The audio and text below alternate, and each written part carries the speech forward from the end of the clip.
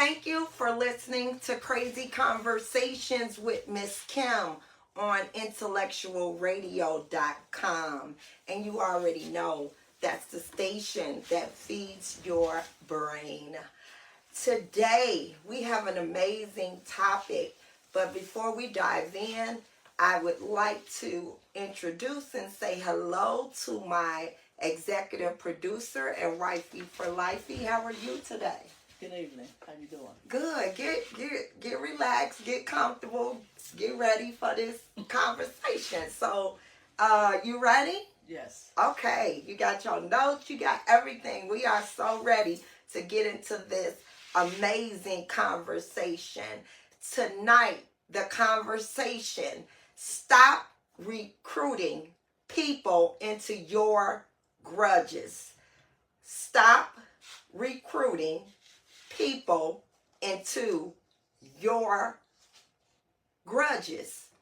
This show will probably be explosive because this is all about truth telling. This episode, we are unpacking toxic habits that spread faster than gossip itself. So, recruiting people into grudges that never belong to them. Why do you feel the need to gather a whole team when you're mad at one person?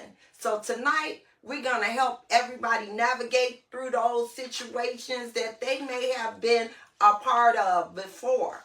It is time to stop recruiting people into our grudges. That's what we're talking about tonight on Crazy Conversations with Miss Kim. So again, welcome back.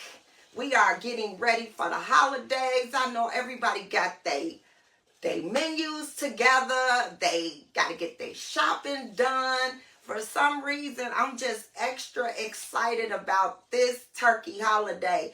And at first I wasn't, because I said, oh my God, I got to cook.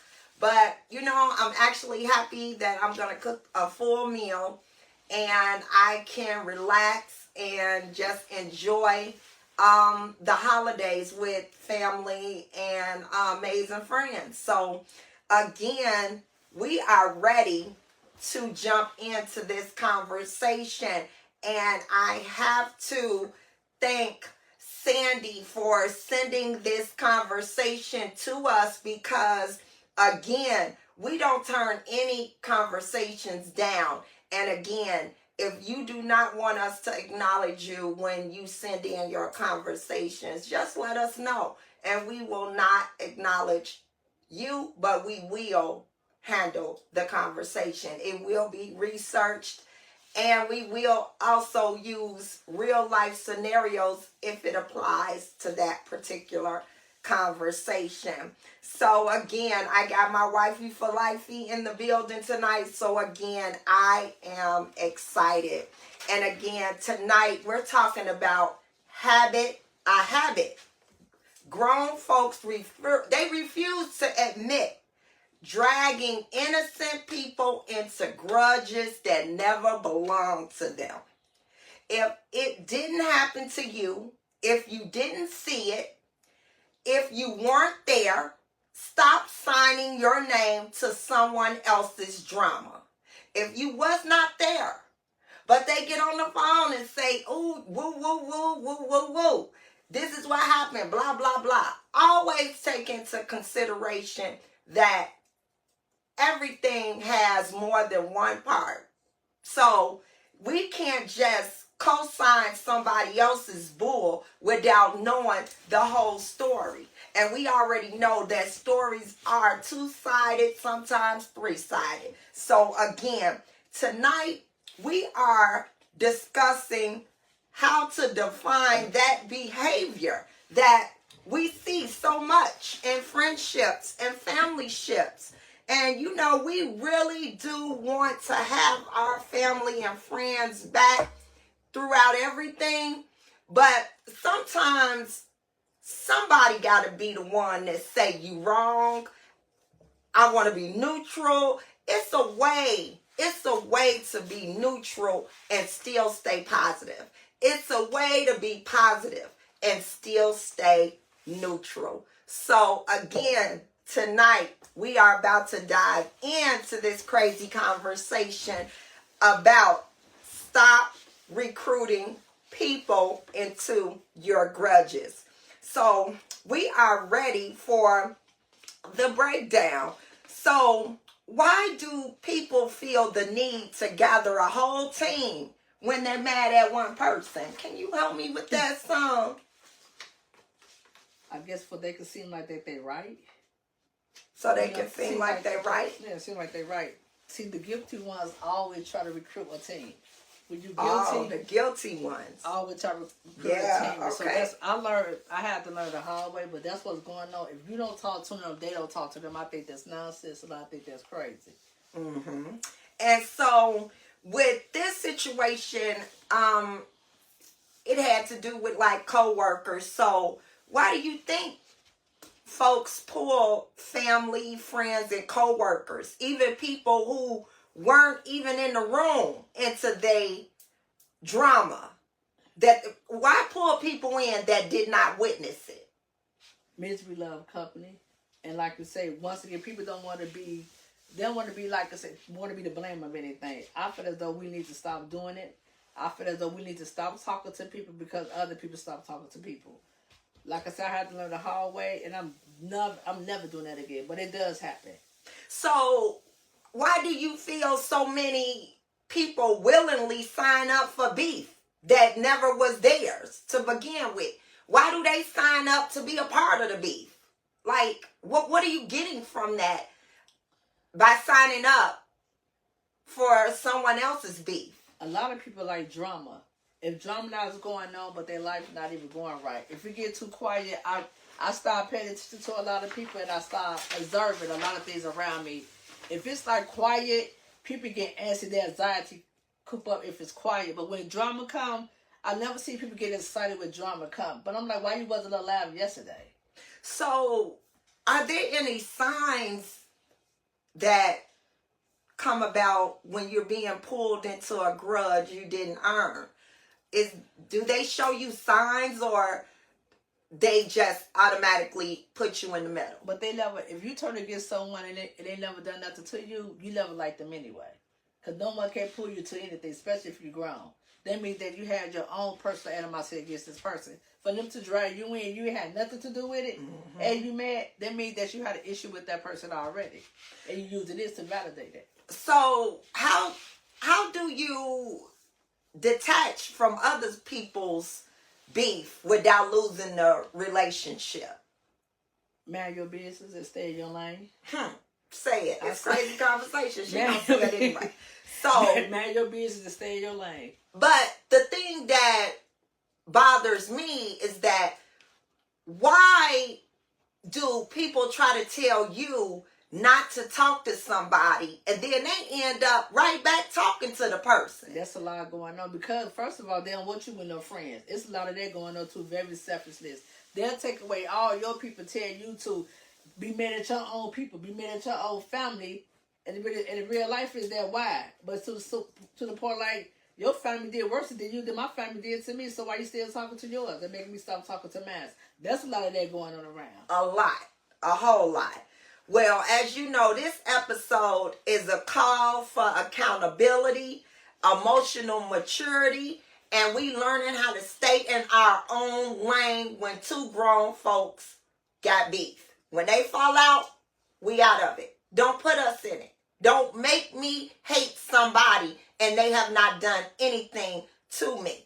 So don't pull us in the middle of that drama, that beef, whatever it is that you all have going on. If it didn't happen to us, if it did not happen to me, if I did not hear it, if it didn't concern us or me or wifey, stop enrolling us or yourself in the drama. So again, so many people have a lot of people that wants to join their team And to me, that's the team of negativity, because no one is taking accountability if you go and start your own gang on someone that you have a situation with. So we're gonna learn a little bit and understand a little bit about grudge recruitment. So we Sandy had, why do people feel the need to bring others into conflict? Just to validate themselves, just to make them feel that they're right. And like I said, Sandy, whoever her situation is with her, the person is, like I said, the person trying to turn everybody against her. My thing is whatever between her and Sandy. Mm-hmm. Well, she feels like the person recruiting her is trying to manipulate her in some form or fashion. So I feel like you need to stand on your own 2 feet and say, I don't want to have anything to do with this, because this person has been very good to me over the years, and I don't want no beef with this person. I don't want to have anything to do with that negativity. So if her not joining in on the beef is going to make us lose a relationship, then maybe she should just step back from that person altogether. To the person, sometimes it be our mates. Majority of the time it be our... Wait.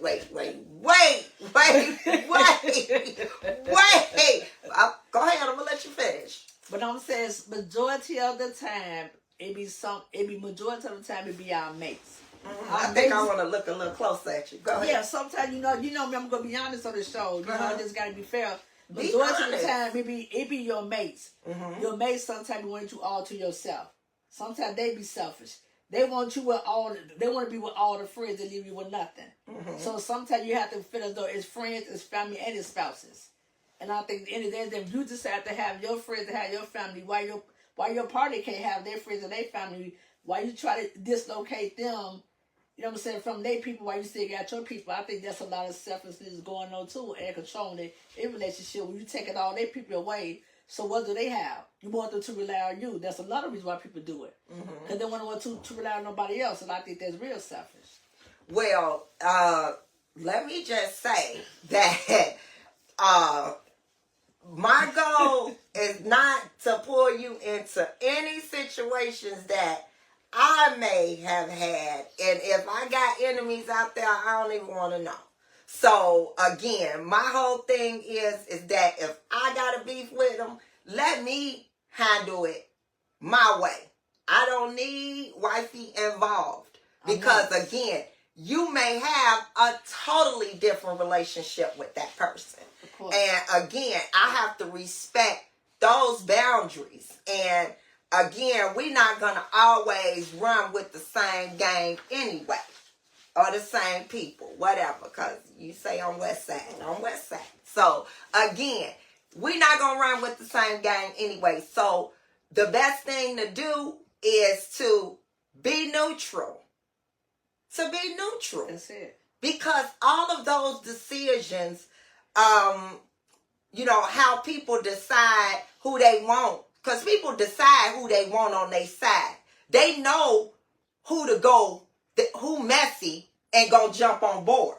See, some friends and family members ain't gonna come to certain friends and family members because they know somebody gonna bust out a Bible verse or somebody is gonna read them their rights. So they know the individuals to go get to join their gang, you know? So again, you have to be very selective on even telling people if you got a problem with people. Some people just will put themselves in it without you even telling them that you got a problem. When they know it's a problem, then they just jump on board. But I tell people though, when it's the issue between two family members or two of my friends, everyone know I'm very neutral. I'm not taking no side. I'm not gonna stop talking to Sue because Amy stopped talking to Sue. I don't do none of that situation. Me, I've been trying to nip stuff in the bud, you know what I'm saying, and make things better. But I'm not stop talking to people. But that's one thing I am so mad about what's going on in this world with grown people. There's grown people doing it. Like, how you can recruit, how you can agree with somebody else, you don't know what the hell is going on. How you can stop talking to me because that Suzanne stopped talking to me. Do y'all fall out? No.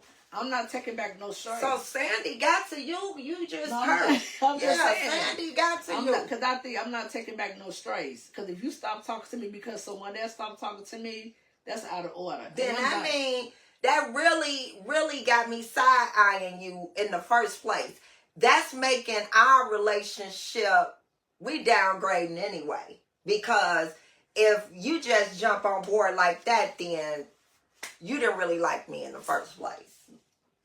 So it's okay to go to work and don't have friends. It's coworkers. I mean, if all of these issues is caused because you are superior at work, but you do have friends that have lower titles than you, and other people are starting situations and starting up a gang next to the coffee machine and all of that. Somebody got to be the bigger person. And sometimes you just can't have those kind of friendships in the workplace. It's just not healthy, because you got to deal with them same people every single day. And it's going to run somebody away. Somebody going to leave their job or lose their job because of the mess that is occurring at the ice machine. So how do grudges change once more people get involved? Wow, that's a good question. Because once again, more people added on, they're making it better. They added on in the aspect of it instead of everybody just stepping back and trying to make things neutral. They try to be equal. They enhance and make it worse to a point like it does not make no sense. I'm not for the style. No recruit for anyone to hate anyone. Me, I want everyone to get it on. But I think it changes when you continuously add people in and the story changes every time. Because you have no idea how those coworkers are even relaying the message. Because people will add on, they will subtract things from the conversation. And me, I'm going to ask a lot of questions in the first place. So, you're not recruiting me. I'm not going to be easily recruited. But it's deeper than co-workers. It's not really happening with co-workers. It's happening majority person. Well, I'm saying co-workers because she is having this issue at work with co-workers. So, I'm trying to direct some of these things. Also, they recruited against her. Yes, she has an issue with she has the friends at work. Okay. And then just because she's the superior and she had to have a conversation with one of her staff members whom happened to be a friend. Okay. So the friend started the gang up on her against the superior. Her friend and she, want to throw that out there. Well, we supposed to be so tight. So that's complicated right there. Because again, that's a friendship and that's a work relationship. Sometimes it's not good to work with your friend. Absolutely. And some people just don't know how to come to work, do they work and go home. Okay. This ain't the place. Oh, keep it separated. I can work with my friend though. I know about business and I know personal. Sometimes from because I've met some amazing people at work. Okay. So I mean, I don't know. And sometimes when, titles change, feelings change. When people get certain titles at work, people start feeling a certain kind of way. They can't handle titles. Yeah. And then if you, God forbid, if you get a little bit more power, it just doesn't work sometimes to have those friendships in the workplace. It just doesn't. So, how do friendship groups split when someone recruits others into the conflict? They start taking sides. Of course, they're gonna take sides because again, they were recruited. They took the job. They said when they were recruited, they already chose the side that they were on. So, have you ever lost a good friend because they believe someone else's grudge? I'm serious. Have you ever lost a good friend because they believe someone else's grudge? I'm going to say this. They wasn't a good friend if I lost them.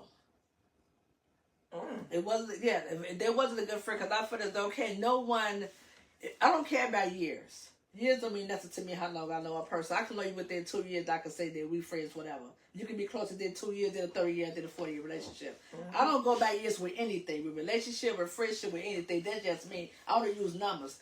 I use how you treat me within them years. So you're saying that in a friendship, years doesn't matter? Years doesn't matter to me. Okay. Because more hurtful. If you count years and y'all falling out, that's more hurtful. Okay, but did you lose a good friend? Oh, yes. So you lost a good friend. Of course. Because they believed someone else. They took sides. And they took sides. Without coming talking to me. And that's one thing. That's another thing. If you're a friend to me, go talk to both parties or put them together. Come to the round table. That's what I do. I'm coming to a group meeting. If it's, I don't care how many of us, we all gonna come to the group meeting so we're gonna talk. You can't talk to no one-on-one because everybody want to be right. Everybody want to be right, and it's so sad that how to the point like we think we so perfect, we not already right. And so, how does grudges? When you recruit someone with a grudge, how does it create unnecessary tension in the workplace? How does it create unnecessary tension? I don't know. I never recruit people. Because she say people are weird. She asked them to do things and they got stuff to say. They could be jealous of her already and they use it as an excuse. Because I just feel like this. If you in party with them and y'all traveled and did certain things outside of work, it's not good when you become the superior. Have you lost a good friend over some stuff that wasn't true that too many people got involved? Absolutely, I have. And the one thing about it, I wasn't going to use my example because you said years didn't matter. So, that was the one thing that I held on to was years. And the thing of it is that you never think that people that you spend decades with will be recruited over a misunderstanding that did not have anything to do with the person. So I've experienced that a lot, but the thing of it is what I have learned throughout this is that people want to label people, but they really describing themselves. You know what I'm saying? Because if you can go and recruit me and I don't know what's going on, then, but I'm friends with the person too. Which one of us is gonna implement loyalty in this conversation? Who's gonna implement the love to remind that person that, hey, we've been together too long. We've done X, Y, and Z. So if a person is easily recruited, I'm done anyway. It was something about them against you anyway. Absolutely. I don't know. I just feel as though people have to communicate. I don't care. I mean, I'm so real big on communication, and I'm so big on relationship. It's so, just like I told Sandy, people recruit other people when they have a problem with you. And if other people jump on board and co-sign that bull, then that's on them. But I know for a fact, if the way I have experienced it, I don't go back. I don't go back. I'm not mad. I just know how you handle things. You're not ready to communicate. I'm a communicator. I want to talk. I want to have a conversation. And if I know that you can't do those things, then we done anyway. Yeah, but real friends and real loved ones really don't really go nowhere. You know, like I said, I don't use years, but majority is getting into it is people that we love. We get into it with each other just because I guess you outgrow people. But people have to realize that you don't have to communicate every day to still love them. I don't hold grudges. That's just me. I think that's one of my problems. Because I don't hold grudges and I don't stay mad. I feel as though, you know, when they come around, they come around. If they want to talk, but so many years, it's not going to be the same. Do I hold grudges? This crazy conversation with Miss Kim. Do you think I hold grudges? Yes. I do. Yes. I was born into a grudge. So I just don't have no strength sometimes. Yes, you do. So, and that's one thing we talk about. And you know what? That is what we did talk about that. And I promise you, I have asked God to, you know, open me up a little bit more to some people that has hurt me. But it's just that trust factor that once you cross that line, you know, sometimes I just can't go back. It depends on the love that I have for the person. If I feel like it's worth it. Because sometimes it just ain't worth it. It's just not worth it. It's just to walk away is much better. See, depend. Because once you see that person go against you like that and then team up, have a team and started a game. But sometimes some people might don't have what you have, and I'm not taking up for the person who turned against you. But sometimes people have their own personal situations, you know, and they do. Everyone have their personal situation. Everyone going no. Well, let them have it. But I'm going. I won't be their situation no more. But I think, like I said, I'm always gonna say it's okay to have a communication. I think people arrogance. They have to drop that. They have to drop their arrogance. It's okay to be wrong. It's okay to talk. You're not weak if you decide to have a conversation with that person first. You're not weak if you give in first. Well, the one thing that makes me feel like not being close to a lot of people is the fact that, you know, accountability. You know, if we can't check each other, that's a problem. That's a problem. So anytime you're gonna start a gang because it's a misunderstanding, then it's not gonna work. It's not gonna work because if I let you check me and correct me and redirect me, then we should be able to do that. You should not have to bring anybody else involved. So bringing others involved just to avoid taking accountability. That's why people do that. They want to avoid being accountable for what they did. So they start their own gang. But so, listen, but if it's the gang, if it's the gang consists of everyone that we love, and all of them have something to say about, I'm going to use me as an example, I can't use no one else. If it's more than two, I'm going to have to second guess it to see, is it me? Right. People turn it, because sometimes we got to realize, sometimes we got to blame myself. Yes. And take accountability. If it's just 5 different people that don't know each other, and they have the same issue with me, I'm going to check me. I'm going to check Sumner. Exactly. I promise you I'm going to check Sumner. I'm always going to take accountability to the point like, what's going on with me, God? I'm going to ask God what's really going on because these 5 people don't even know each other. As you should. Just like me, I ask God, remove and release. If they not for me, remove and release. If I'm the problem, help me. If I'm the problem, remove and release. What role does insecurity play in grudge recruiting? Well, let me say this before you get started. The one insecurity that I had to find out about with my own personal real life scenario, the insecurity played a part when I had to find out that people don't want togetherness. So, you know, they don't want you to have anybody else, but they gonna have a whole fleet of friends. But they don't want you to have nobody. Nobody. Nobody. No one. Nobody.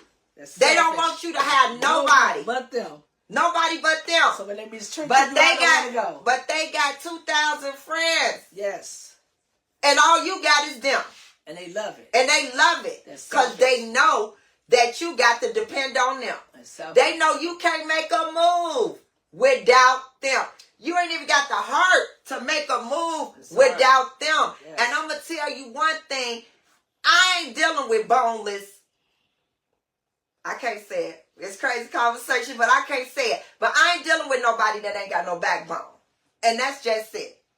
Straight up and down. So when you show me that weakness, but a lot of people have shown me that weakness when you can't control what's at home, but you try to do all this in a friendship or a family ship. You showing us that you all this, you can do this and you can do that, and you can't control your mate at home. Your kids out of control. You got all kind of stuff going on, like we all do. But don't come and try to break up no relationships / friendships, situationships, etc. So you go ahead and show me what your insecurity look like in a grudge recruiting. Man, they scared. They scared. I really do. To me, I think it's something about them. They scared to the point, like I said, sometimes you have to get in tune with your people that you be around, your friends, your family, your kids. You know me, I'm into that with that. Insecurity is very popular just because of where they came from, where they came from, who they been around, made sure that they made sure they was insecure. But we have to put it forth in ourselves. We have to love ourselves. I just thank God to the point, like I have not came to that point in my years, being over 50, I have not recruited anyone to turn against people. Because it's going to come back around. But like we said, people try to control outside situations. I want people to control their home. Yes. And control yourself first. Yes. Control yourself to the point like that you could deal with people. Everybody don't have to talk. If you got to recruit a gang against somebody you got a beef with, then you have no self-control and you don't even love yourself, because a person a good person is going to recognize when they wrong. And if you going to recruit somebody, recruit the right people. Some people go and recruit the worst people. Don't recruit no one. I mean, deal with yourself. Be in that hole by, be in this miserable, scorned hole by yourself. Absolutely. Don't recruit any other human being in your mess to the point like 5 seconds later you're gonna go back and talk to that person. So when doing research, and then when I talked to Sandy, we talked about the grudge recruitment that's in families, because again, one of the co-workers that she works with happens to be a family member. And so the family member forgot about the bloodline. So she have a friend and a family member. So she got a friend and a family, and they think the family member is the one that's really, really pushing the people to stop talking to her, let her be a boss. She doesn't need friends or whatever. She got a new position. Let her focus on that. So that turned the conversation a little bit different, because now we are dealing with grudge recruitment in families. So it's always been there. It has. It's always been there with family. See, if they take it to work, it's been there already with family. Mm-hmm. So that's different with me. Me personally, ain't nothing wrong whoever decides to do it. But me personally, me working with family members and friends, that's not gonna happen. So how, you know what? Why do parents sometimes pull children into their adult conflict? Why do parents sometimes try to start a little family gang when they get mad at somebody? Like, you know, I'm gonna say this. This crazy conversation. So if my phone start ringing out the 8, it's on do not disturb. But we grew up like if my parent wasn't talking to their sibling, we couldn't go over their house. So now my weekend messed up. Because I know I could go to my auntie house on the weekend and we finna turn up. I could do whatever I want to do. I'm at Marcy Center. Don't nobody know I'm at the party. Because my auntie ain't going to tell on me. But if it come a week that they ain't fell out or they ain't argue, we stuck in the middle. We can't go to TT house. That's the topic we talked about last week. And I just... Putting your kids into your mess. So... now I'm being told TT a bad person and all this stuff, and I ain't never seen TT do nothing. That's the grudge thing. So why I gotta be involved? See, now you recruiting your kids. So that's recruiting the gang. That's you recruiting your kids, because sometimes, kids will get on the phone and say, why you do this to my mama? Why you do this to my daddy? When you do that.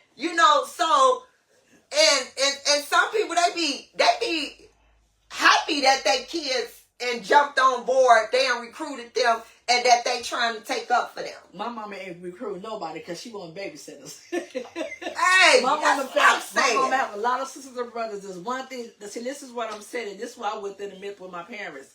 If I get into it with anyone, I would not let my kids turn against no one in the family. Because at the end of the day, that's your village. Exactly. My family is my village, and I'm not going to turn my kids against no one, because at the end of the day, it's none of their business. Yes, you finna go to your grandma's house. Yes, you finna go to your auntie's house. That's between me and her. Don't break the routine. My mama didn't have it. My mother father, they ain't finna play nowhere. I'm mad at your auntie. Oh, but sometimes we did have the situation that sometimes it'll get so heated that auntie will say, y'all can't come over.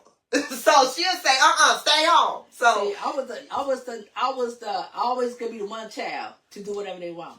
It's always gonna be that one child. Me, I'm going over there. Just see, I always does that though. If someone met each other, my mother, I'm going to their house that my mother ain't talking to.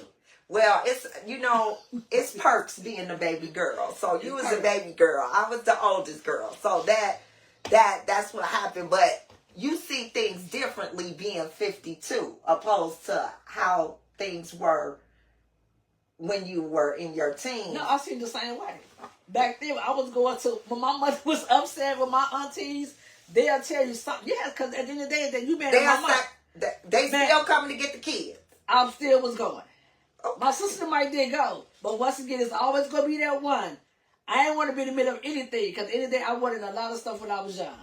Well, the next thing that we were going to discuss about the family was why do some partners expect their spouse to dislike who they dislike? Like, I mean, I've had that situation where, I have had a disagreement with spouse though, with a parent, and you'll still call and check in and let them know we okay and different things like that. So it's kind of different. You used to be mad at me, you remember? I used to be. When you first started talking, if it was an altercation, I was going to still go talk. You know me. Yeah, you would. I used to get mad at you because I'm like, why she talk? Cause you're not on my side. Yeah, I did. There's no sides when it comes to kids. That's how I know that I've grown.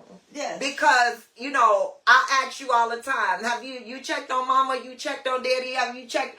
I do that. Even though no matter what situation our family have going on, I always tell you, make sure that you check on everybody. Regardless of how I feel, I still feel like that's important. But it's all about how you was raised. See, it's all about... Okay, but then listen, that's a whole nother show. No, I'm just saying, no, listen. Animosity, like I said, it should not... You know me, if you have any altercation with anyone in your family, you know how I go. I'm still gonna reach out. Because at the end of the day, that's between you and them. If I can help the situation and help the solution the best way that I can, I'm going to do it. But I'm going to let them know if there's anything, that I'm always going to be there. I'm not taking no side, even though you're my wife and I love you. Don't even try to throw that love you. But I tell you though. Yes, you do. You really do. Oh, because I said, you know what? Come on now. Yeah, you do. But what are the signs that somebody's grudge is becoming your emotional baggage? What signs did I show to make you feel like you carrying my baggage? I'm not carrying your baggage. You know that. You know I do. I leave that right with you. I'll talk to you. I leave that right with you. I always say, well, no, we gonna do this, we gonna do that. I'm not carrying no more baggage. And I don't want you carrying mine. So, and I never do. And that was the one thing that I'm not getting involved in family stuff. No. I tell you, you handle your family, I handle mine. I'm handling both. I'm handling yours, they handle mine. Because we family. When you married, that's your family also.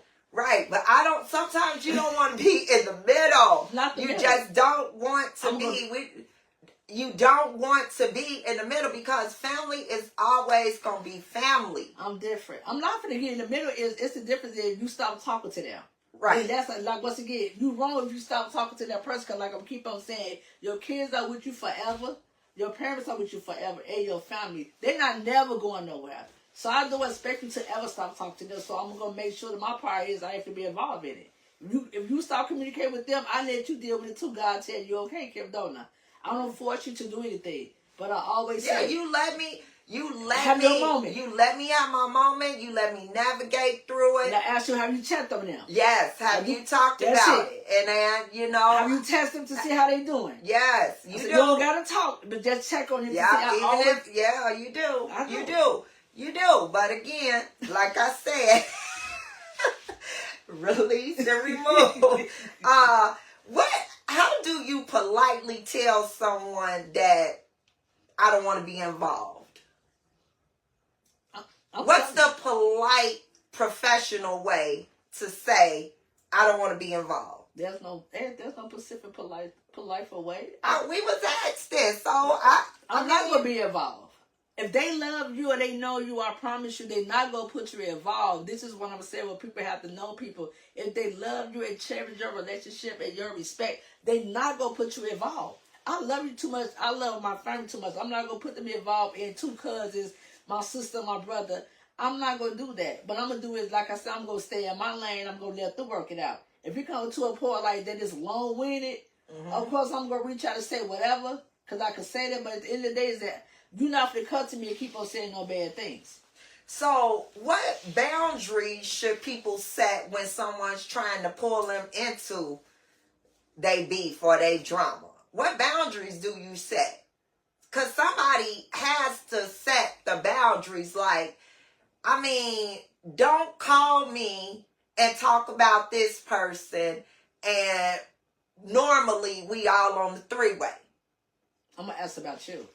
I'm gonna talk to that person, but both of the people who got grudge with each other, I'm gonna talk to the person to see what the person going to do with them in their life. Cause 9 out of 10 is something going on with you in your life, and you taking that on the outside. We always bleeding on the inside, but at the end of the day, that we always bleeding.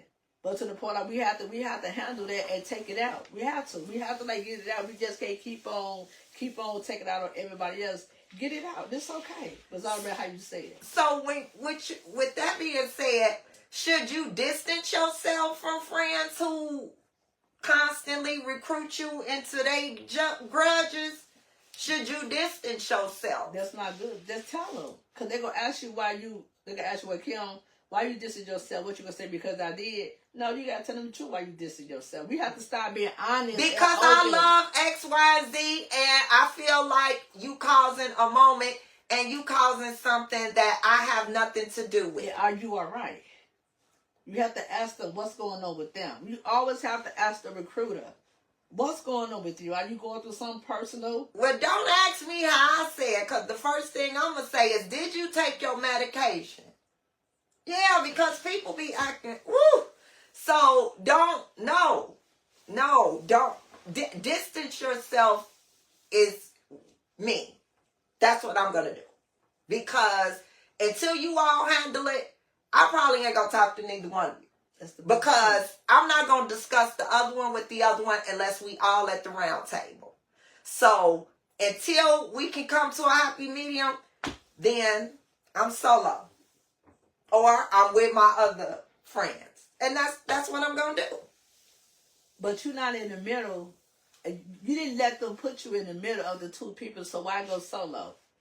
you're not letting them put you in the middle. Why go solo? Only way you go solo if you put yourself in the middle, then you distance yourself because you the one made it worse. Solo from them. Okay. They don't know who I'm with. Okay.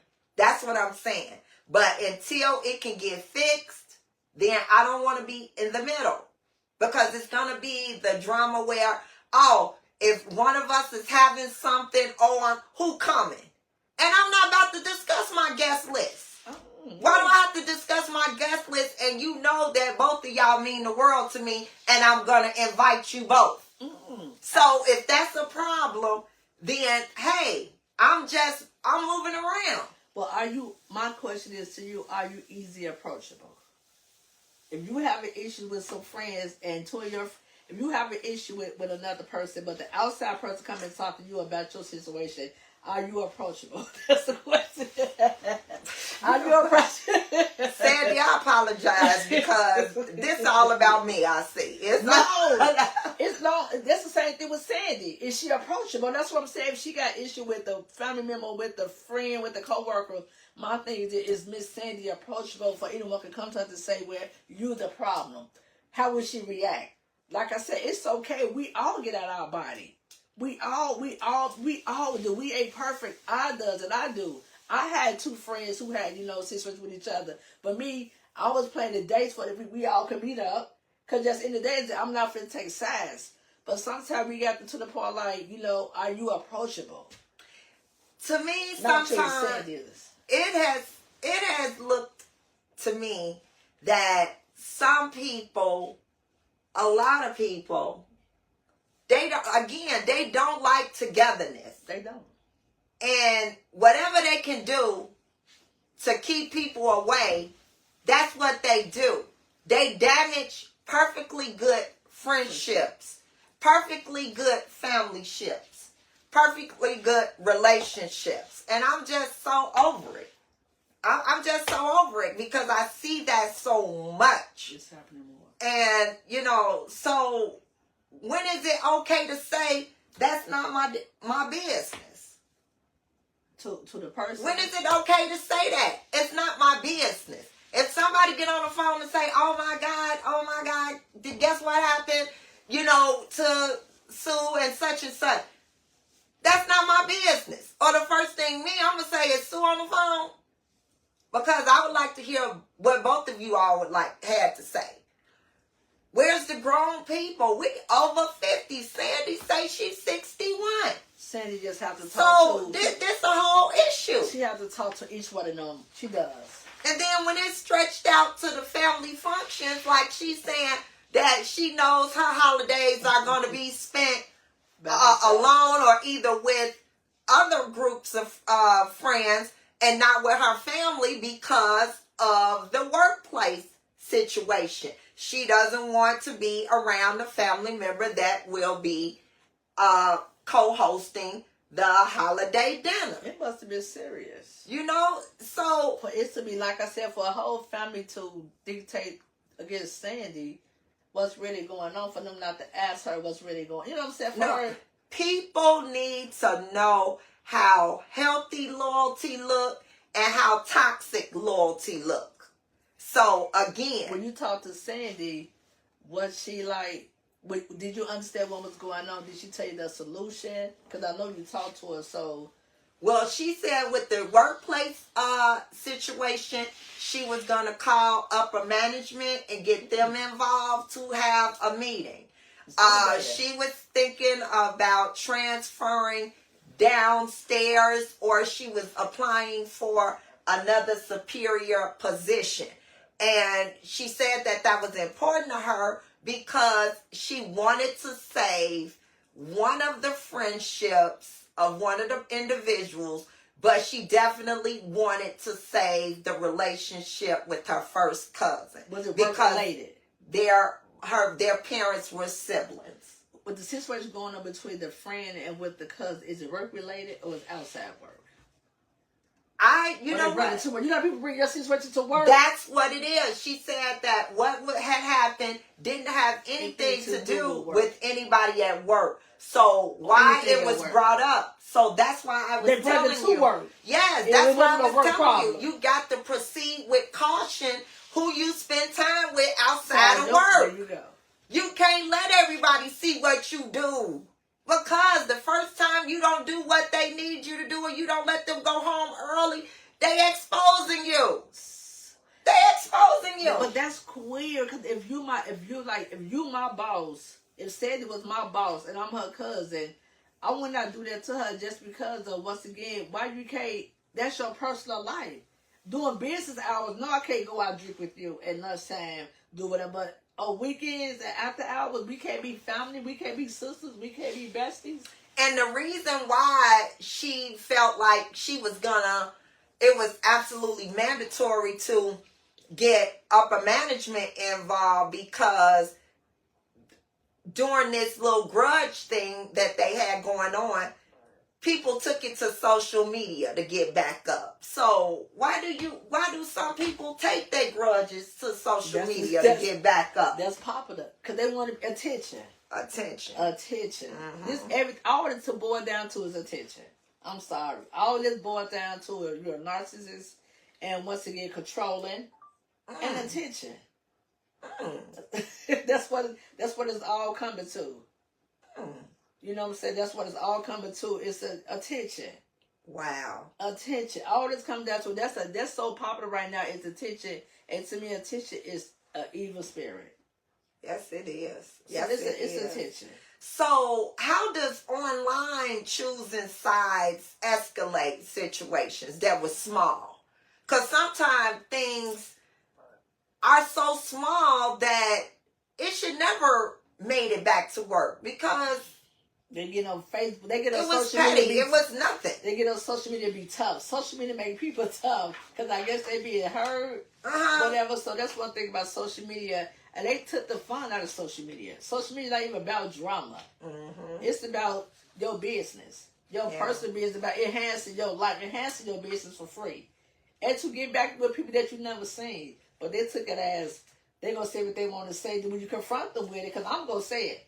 If the shoe, they always say if the shoe fit, wear it. Mm-hmm. I love when things start to be about me, just because at the end of the day is that if the shoe fit, wear it. Because just the recruiting itself is not only toxic, but it's so draining. It's draining. You know, I wish we had a lot of time so we could break down why folks can't just be mad by themselves.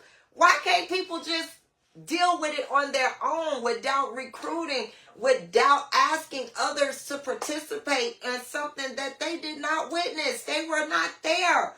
And people are really stupid enough to jump in and be mad at somebody. So neither one of y'all don't deserve a friend. And that's just how I look at it. Because again, if you jumping in and you wasn't there and you don't know, and you taking the word of somebody that can't keep no friends, don't love theyself, I can just go down the list. But again, I don't have time tonight. But again, this conversation not only helped us, but I hope it helped Sandy. But a lot of things that she put out there to us to research and talk about, we have not even put a dent in it. So if it's okay with our listeners, we will come back next week for a part 2 of Stop Recruiting Others into Your Grudges. So again, we will have that conversation next Tuesday on Crazy Conversations. We will go back in, and if it's anything that you all would like for us to add to that conversation, just email me at crazyconversationswithmisskim@gmail.com. We appreciate you tuning in tonight. We hope that this was a shareable conversation that you will go back and look at, talk about it at the water cooler tomorrow, the coffee machine, whatever it is that you all do to spread the word. Let them know. If you think this conversation fits or addresses someone, please share it again. And you will find this conversation on our Crazy Conversation with Miss Kim's YouTube page.